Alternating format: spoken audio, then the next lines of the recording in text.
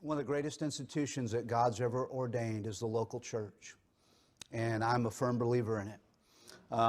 I'm saved because of church. I've never met the pastor.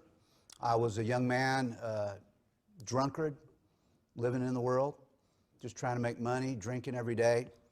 And I called out to God one night. I was very desperate, thousands of dollars in debt, and I said, God, if you're real, show me what you want me to do, and I'll do it. And the next morning on my way to work, I'd turn on the radio, listen to music on the way to work, and I hit the scan button on my radio, and it stopped on a Christian station. There was somebody preaching, and I almost instinctively just went to get it off that station. I didn't want to hear preaching. And I remember my prayer the night before, and I said, well, I'm going to listen to what this guy has to say. Maybe God's going to answer my prayer through this man. And of all things on the radio, this was a long time ago, 28 years ago, he was preaching the gospel, a very clear gospel message. And one of the first things when I picked up the sermon, he said, we're all sinners.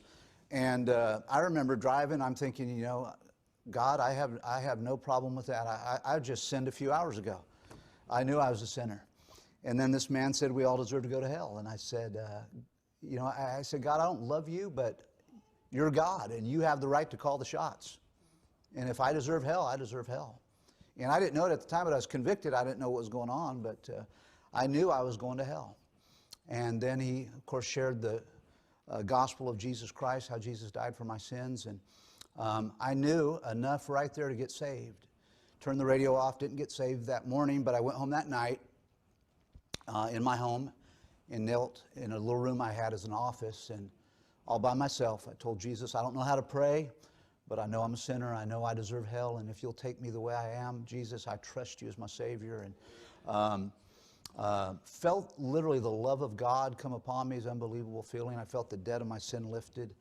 I think God just did a little extra for me that night because no one else was around to assure me, but He assured me.